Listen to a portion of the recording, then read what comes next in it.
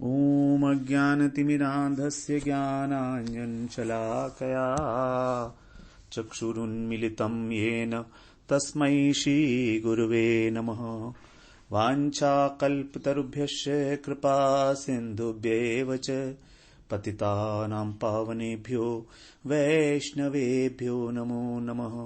नमो महावदन्याय कृष्ण प्रेम प्रदायते कृष्णाय कृष्ण चैतन्य नाम्ने गौरत्विषे नमः।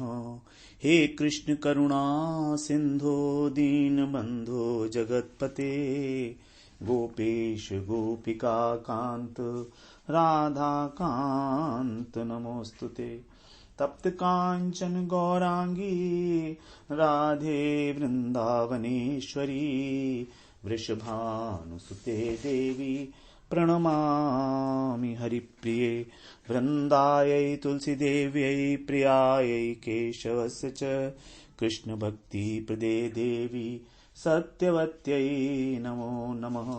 श्री कृष्ण चैतन्य प्रभो नित्यानंद श्री अद्वैत गदाधर शिवासादि गौर भक्त वृंद।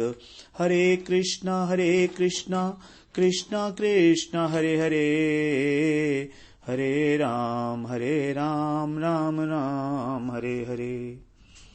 हरे कृष्णा। सर्वप्रथम मैं अपने गुरुपाद पद्म ओम विष्णुपाद अष्टोत्तर शत श्री श्रीमद् भक्तिवेदांत माधव गोस्वामी महाराज के चरण कमलों में अनंत कोटि दंडवत प्रणाम ज्ञापन करता हूं। हम लोग श्रीमद् भगवद गीता का 9वां अध्याय श्रवण कर रहे हैं। आज हमारा 30th श्लोक है, इसमें 30वां श्लोक।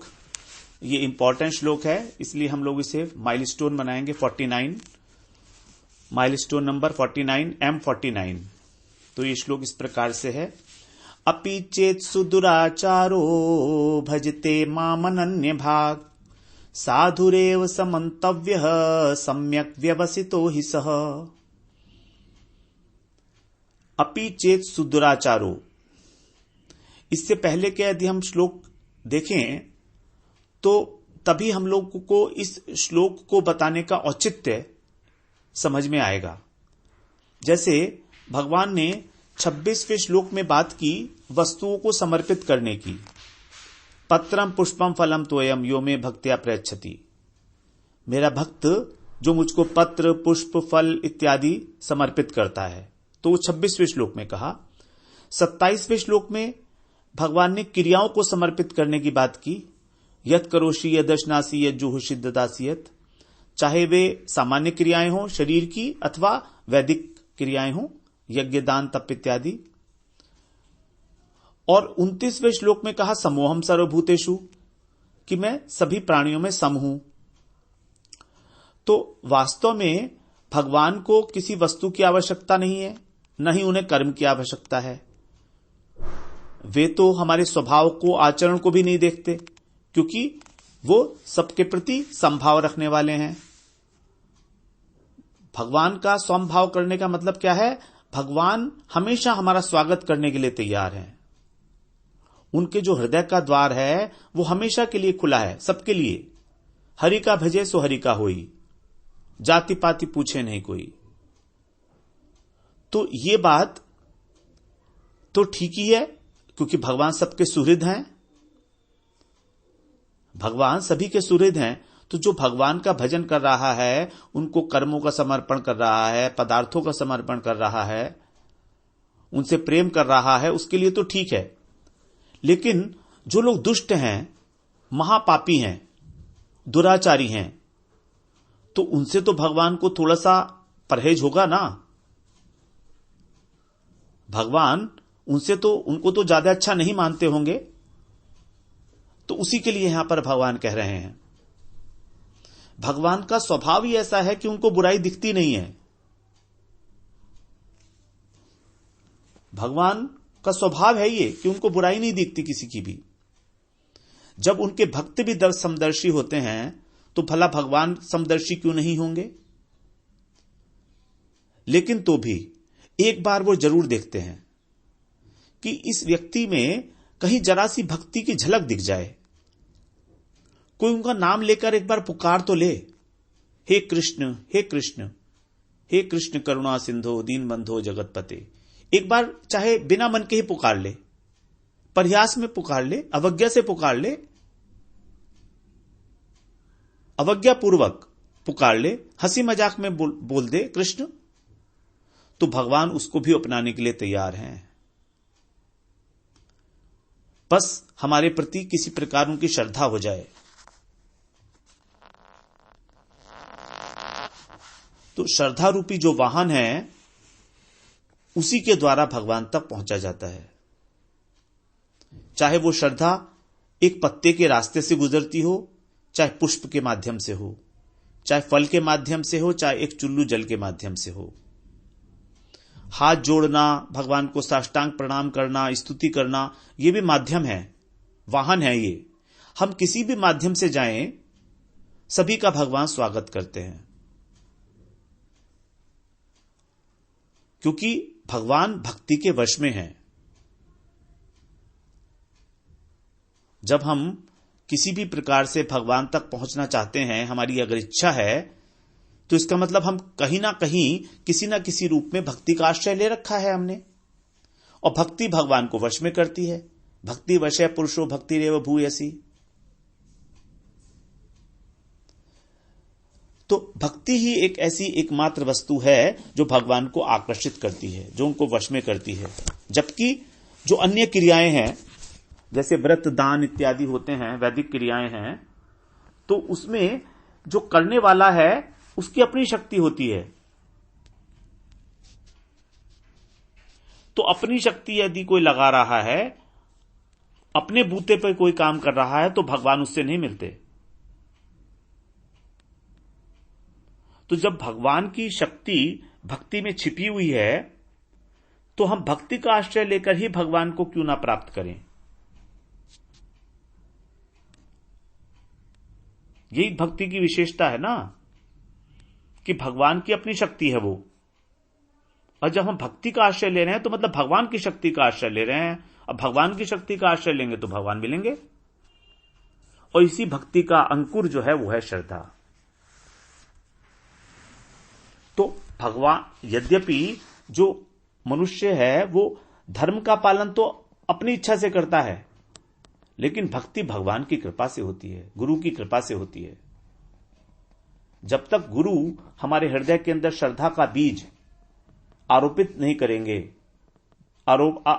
उसको वहां पर लगाएंगे नहीं, बोएंगे नहीं, तब तक कैसे बढ़ेगा, कैसे पल्लव, अंकुर कैसे फूटेगा उसमें।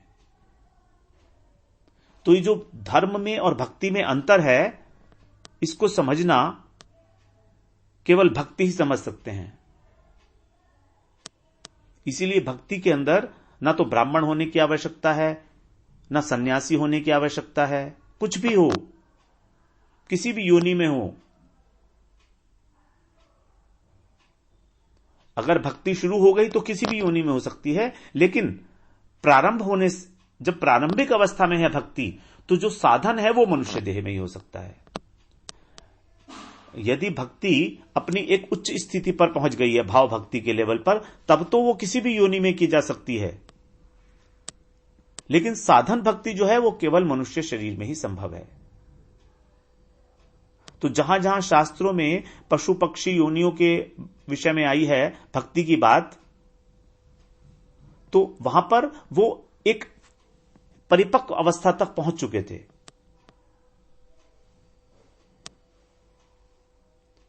किसी अपराधवश या भगवत इच्छा से उन्होंने पशु और पक्षी शरीर धारण किया और भक्ति का आदर्श दिखाया, जैसे गजेंद्र हैं, जटायु हैं।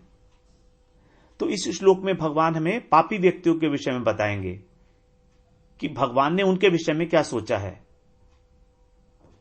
पा शब्द का अर्थ होता है, पा शब्द में पा का अर्थ होता है रक्षा करना,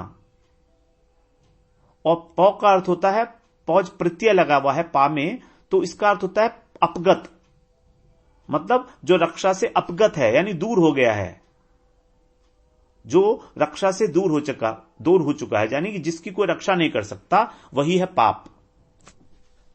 पा और पौ, पा का मतलब है रक्षा और पौ का अर्थ है दूर होना, अपगत, अपगत का जो प है वो आया है इसमें, तो इसका मतलब हुआ जिसकी कोई रक्षा नहीं कर सके वही है पाप। अर्थात यदि पाप करेंगे तो सजा तो भोगनी पड़ेगी।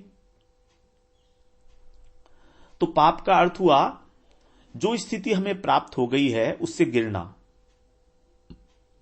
अथवा जो स्थिति दूसरों को प्राप्त हो गई है उससे उनको गिराना। अर्थात जब मनुष्य मनुष्यत्व से गिरता है, पशु हो जाए, अथवा दूसरे को मनुष्यत्व से गिरा दे, उसको पशु बनाए, तो दोनों ही स्थितियों में हम कहेंगे कि पाप है।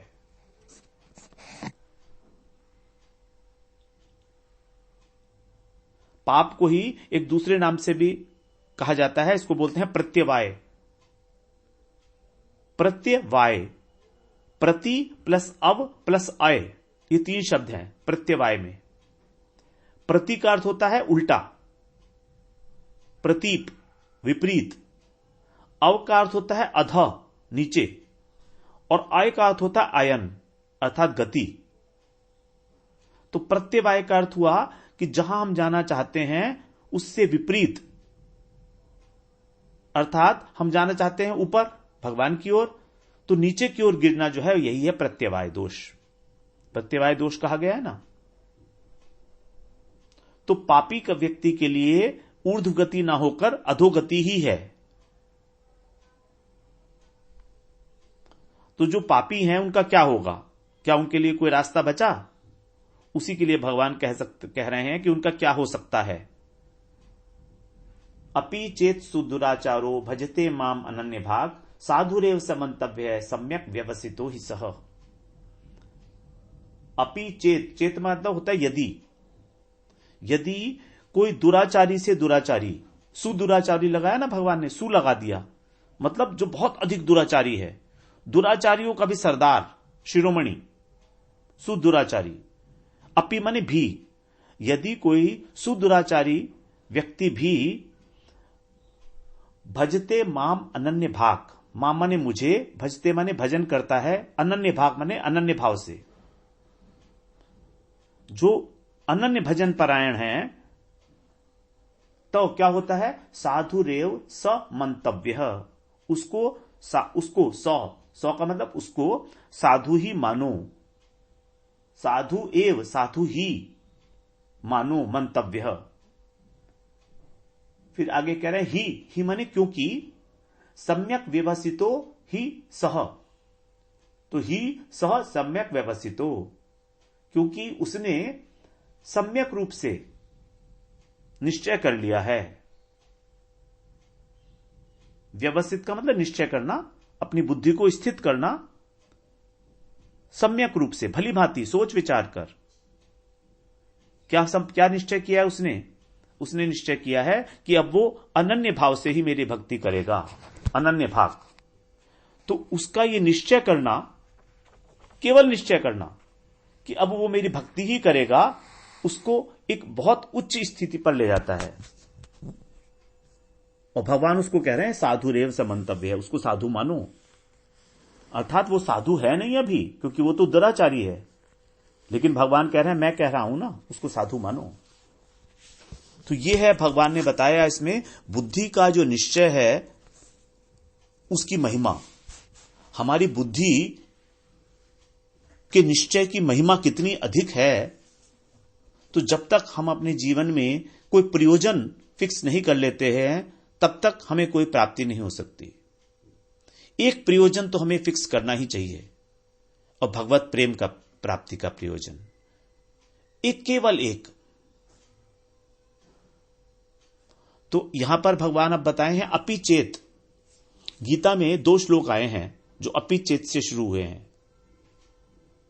4थे अध्याय का 36वां श्लोक भी ऐसे शुरू हुआ था, अपि चेदसि पापेभ्य सर्वेभ्य पाप कृतमः, वो भी पापी व्यक्ति के विषय में ही था। सर्वम ज्ञान प्लवेनैव वृजनम संतरिष्यसि, वहां भी अपि चेत असि, वहां पर चेदसि था, अपि चेत असि, अपि चेदसि पापेभ्य सर्वेभ्य पाप कृतम है, वहां भी पाप कृतम, पाप कृतम का मतलब जो सर्वश्रेष्ठ पापी है। तो जो अन्य पापियों से भी बहुत अधिक पाप करने वाला है, वह व्यक्ति भी सर्वम ज्ञान प्लवेनैव, ज्ञान रूपी नौका जो है उसके द्वारा निसंदेह पाप समूह से तर जाता है। तो इसमें अपि चेत जो कहा गया था वो असंभव को संभव के रूप में स्वीकार किया गया था। मतलब क्या हुआ इसका? मतलब यह हुआ क्योंकि जो अतिशय पापी है उसका अंतःकरण तो अशुद्ध है। अब अशुद्ध हृदय में तो ज्ञान को धारण किया नहीं जा सकता, और यदि हृदय में ज्ञान का उदय हो गया तो पाप क्यों करेगा? देखिए ना, बिल्कुल क्लियर हो रही ना बात। जो दुराचारी व्यक्ति है, जो पापी है, उसका हृदय गंदा है, गंदे हृदय में ज्ञान आ नहीं सकता। अब यदि ज्ञान आ भी गया किसी कारणवश तो फिर वो पाप नहीं करेगा, तो वो पापी नहीं रहा। लेकिन यहां तो कह रहे हैं भगवान, पाप सभी पाप करने वालियों में भी, सभी पाप करने वालों में भी जो सबसे अधिक अतिशय पापी है उसको। तो ये एक प्रकार से असंभव को संभव मानने वाली बात है कि जब असंभव तक संभव हो जाएगा तो फिर संभव तो संभव हो ही सकता है ना। ये किसी भी वस्तु की महिमा को दिखाने के लिए बात ऐसा कही जाती है। तो यहां पर इस चौथे अध्याय के 36वें श्लोक में ज्ञान की महिमा को बताने के लिए ऐसा कह दिया गया था कि ज्ञान के द्वारा तो पापी व्यक्ति भी तर जाते हैं, तो जो साधारण लोग हैं उनकी तो बात ही क्या। ये ज्ञान की महिमा हुई। उसी प्रकार से यहां पर भगवान अब निश्चयात्मक बुद्धि की और अनन्यता की महिमा बता रहे हैं। भगवान अभी तक कह आए हैं पीछे कि अनन्य भजन, शुद्ध भक्ति, अनन्यता, एक निष्ठा, एकया, ये क्या चीज है। अब उसकी महिमा बता रहे हैं भगवान, कितनी बड़ी महिमा है उसकी। जो भगवान यहां बात कह रहे हैं वो साधारणतः प्राय संभव ही नहीं है। अपि चेत सुदराचारो भजते माम अनन्य भाग। अनन्य भाव से वो कैसे भजन करेगा जो बहुत बड़ा दुराचारी है? क्योंकि भजन तो वही कर सकता है जिसका हृदय शुद्ध हो गया है। अब शुद्ध हृदय हो गया तो दुराचारी क्यों रहेगा? तो संभावना ही नहीं है। लेकिन फिर भी कह रहे हैं भगवान, फिर भी कह रहे हैं, क्योंकि भक्ति के अंदर जो हमारी बुद्धि की निश्चयता है और अनन्यता है, उसकी महिमा बताने के लिए यह श्लोक कहा गया है।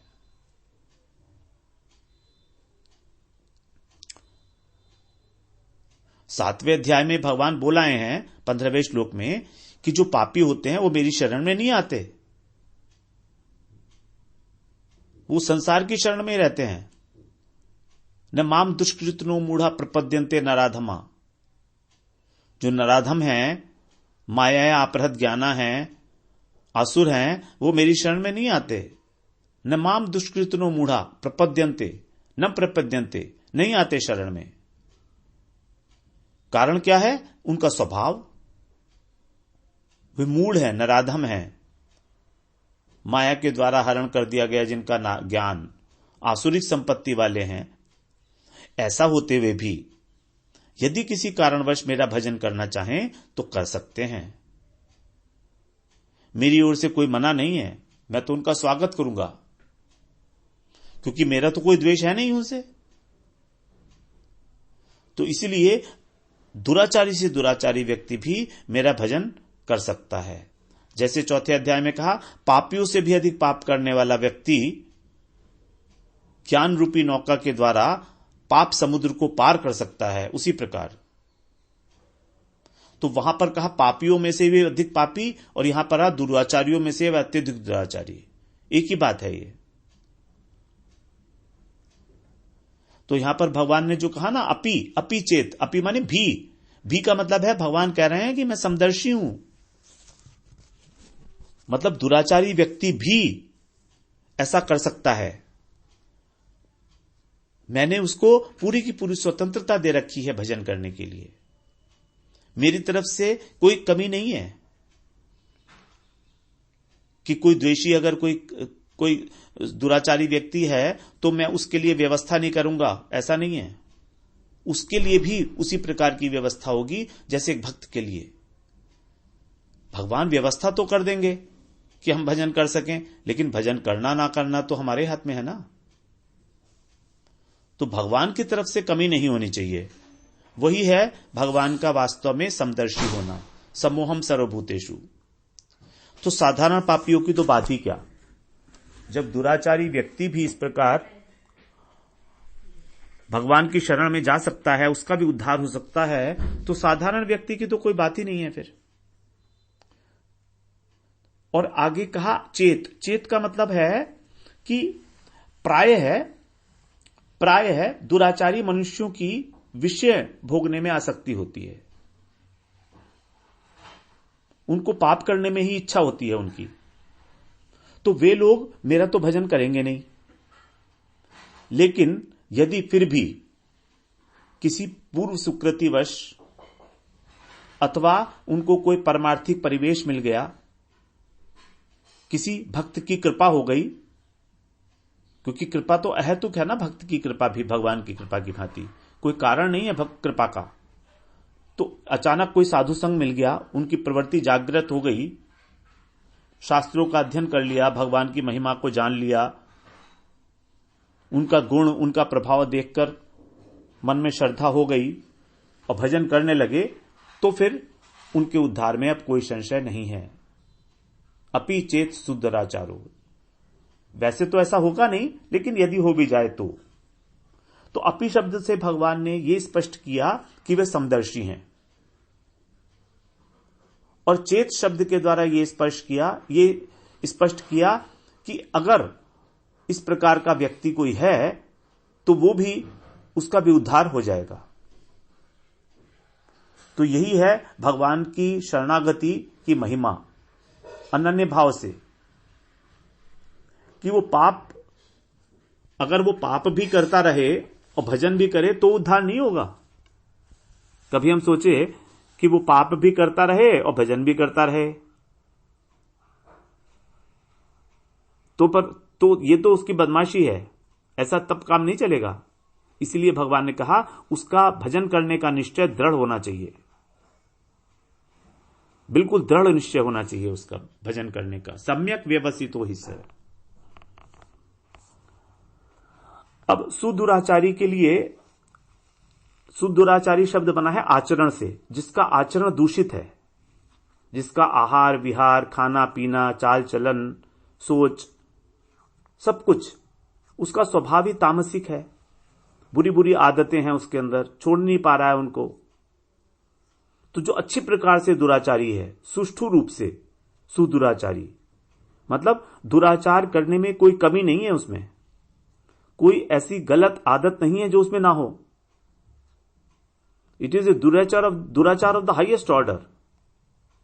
3rd डिग्री में बोला ना, सुपरलेटिव डिग्री का दुराचारी है।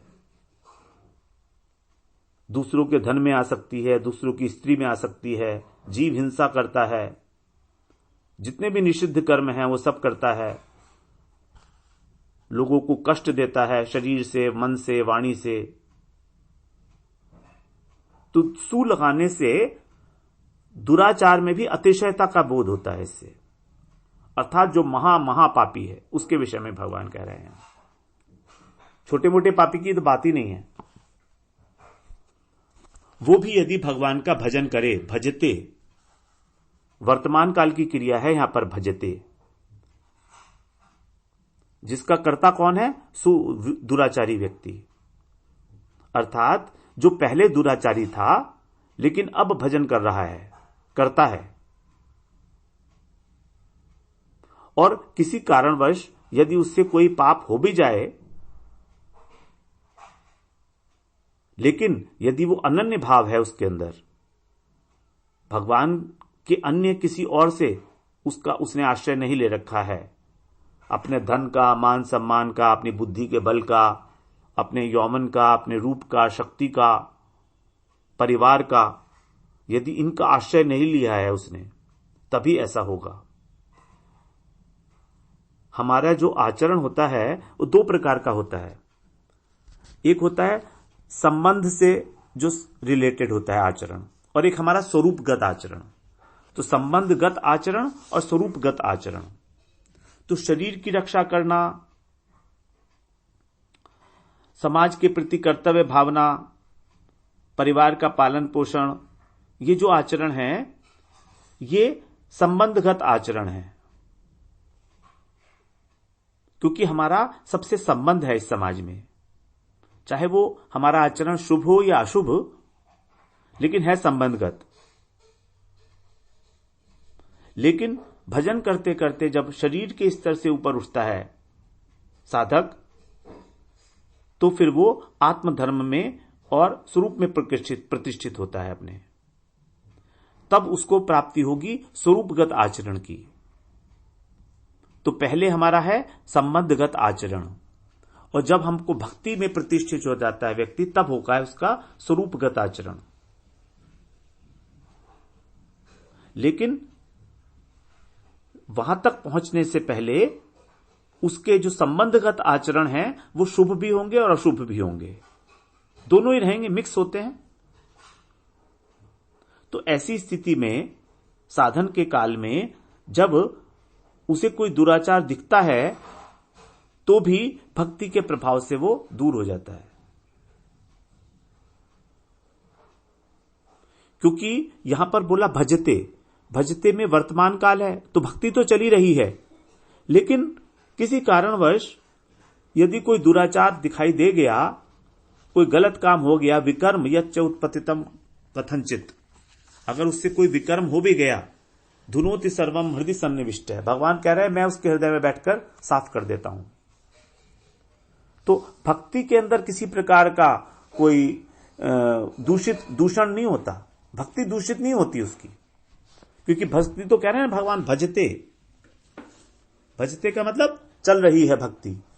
तो भक्ति करते करते ही यदि किसी कारणवश कुछ दुराचरण हो गया, उससे पाप कर्म हो गया, तो भगवान कह रहे हैं उससे भक्ति दूषित नहीं होगी, बल्कि उस विकर्म को भी मैं ही ठीक कर दूंगा, साफ कर दूंगा। ये सारा का सारा जो रिजल्ट है, ये है अनन्य भाग और सम्यक व्यवसितो ही से है। ये दो चीजें हैं इंपॉर्टेंट, जिसके कारण भगवान कह रहे हैं कि उसको साधु मानो। तो अनन्यता की तो भगवान ने भगवत गीता में बहुत महिमा बताई है हमको। वास्तव में यही भक्ति रूपी महल का प्रधान स्तंभ है। इस विषय में हम लोग 22वें श्लोक में चर्चा कराए हैं, इसकी पुनरावृत्ति हम नहीं करेंगे क्योंकि अभी अभी की है कुछ समय पहले ही। तो अनन्यता तीन बातों से स्थित, तीन बातों पे हमारी वो होगी, सिद्ध होगी।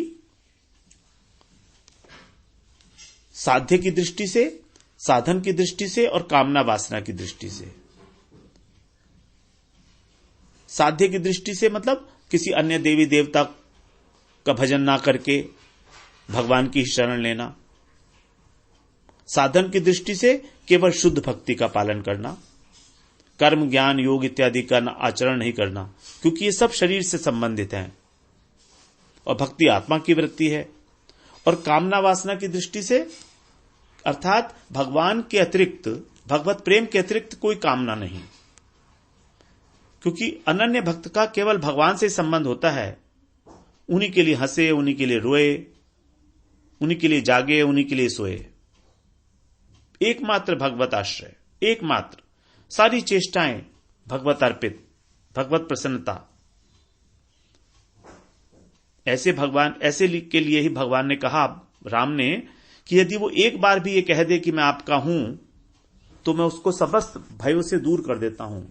सक्रिदेव प्रपन्नाय तवास्मिति न याचते अभयम सर्वभूतेभ्यो ददामी एतत् व्रतम मम।